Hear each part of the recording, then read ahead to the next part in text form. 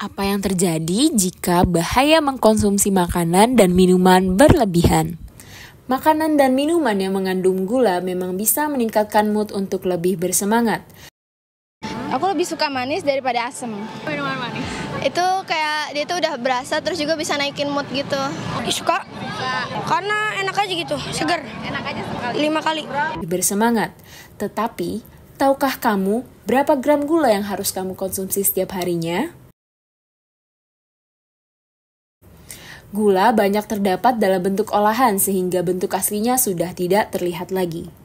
Gula juga biasanya ditambahkan sebagai pemanis, bahan pengawet, agen bulking, dan juga penyedap rasa agar makanan rasanya lebih enak. Kementerian Kesehatan menganjurkan konsumsi gula sebanyak 50 gram per harinya.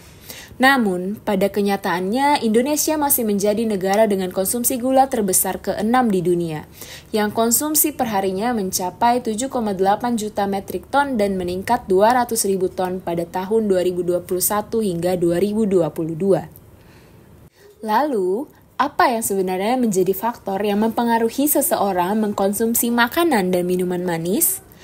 Preferensi makanan menjadi faktor dominan konsumsi gula. Bahkan, sebagian orang menyebut dirinya sebagai sweet tooth person. Tingkat pengetahuan terkait konsumsi gula juga akan mempengaruhi seseorang untuk pemilihan makanan dan minuman yang manis. Terlebih, saat ini makanan dan minuman manis sedang menjadi tren yang tidak pernah habis. Pengaruh teman sebaya, paparan media massa, dan harga yang terjangkau sangat mempengaruhi keinginan untuk membeli makanan atau minuman yang manis. Selain itu, sistem regulasi yang masih lemah terkait makanan dan minuman manis menjadikan tidak adanya standar untuk mengatur penjualan ataupun pembatasan konsumsi produksi gula.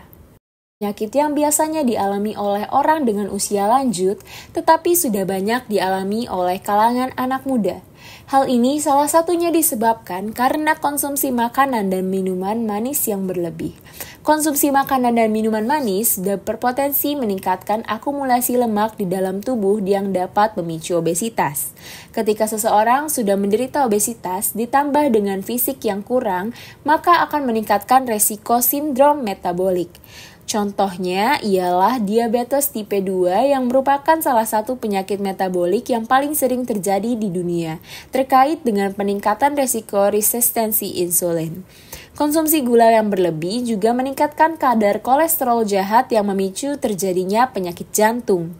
Dampak lain yang paling mudah terlihat jika seseorang mengkonsumsi gula berlebihan ialah kerusakan gigi. Penyebabnya adalah karena bakteri itu sangat senang dengan gula. Nah, gula itu akan dimetabolisme menjadi asam. Dan asam itu yang akan menyebabkan mineral dari gigi itu akan larut. Nah, pada penyandang diabetes itu dalam salivanya itu lebih banyak gula dibandingkan dengan yang non-diabetes. Jadi, otomatis bakteri itu akan lebih banyak, akan lebih memetabolisme gula dan akhirnya lebih banyak asam yang terproduksi di situ. Selain berdampak terhadap kesehatan, konsumsi makanan dan juga minuman manis berlebih juga berdampak pada kualitas hidup yang menurun. Stigma sosial, perilaku konsumtif, apalagi anak-anak yang tumbuh di lingkungan dengan konsumsi gula yang tinggi cenderung mengadopsi kebiasaan serupa, sehingga membentuk pola makan yang tidak sehat dalam keluarga dan juga mendorong pengeluaran yang boros untuk makanan dan minuman yang manis. Kemudian, bagaimana upaya pencegahan yang dapat dilakukan untuk mengurangi konsumsi makanan dan juga minuman yang manis? Upaya pencegahan yang dapat dilakukannya itu, yang pertama, mengedukasi masyarakat dengan melakukan semacam aksi kampanye untuk meningkatkan kesadaran diri tentang pentingnya pola makan dan gaya hidup yang sehat, serta memberikan informasi mengenai manfaat menjaga berat badan supaya tetap ideal dan terjauh dari resiko obesitas.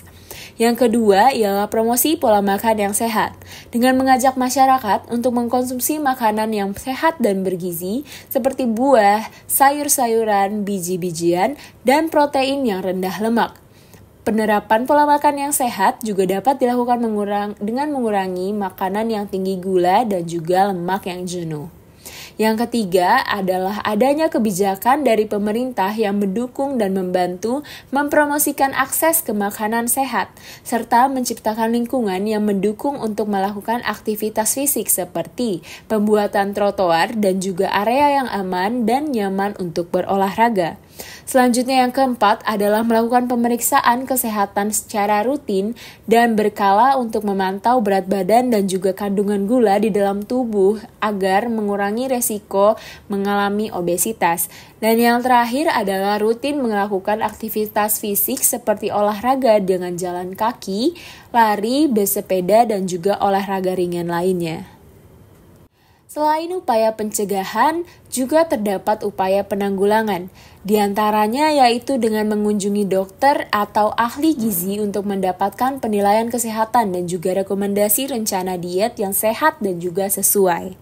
Melakukan perubahan pola makan dengan pengontrolan porsi dan juga makanan yang dikonsumsi, serta melakukan pemantauan progres dan juga intervensi medis.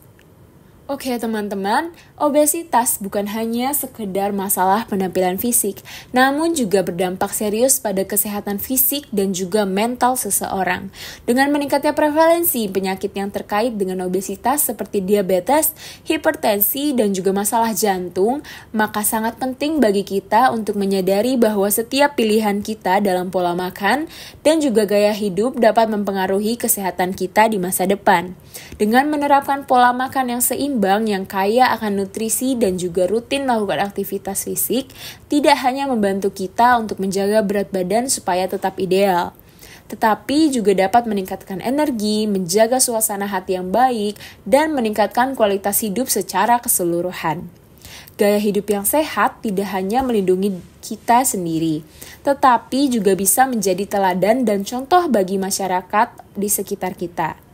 Jadi, mari bersama-sama berkomitmen untuk membuat pilihan pola makan dan gaya hidup yang sehat untuk menghindari terjadinya obesitas demi masa depan yang lebih sehat.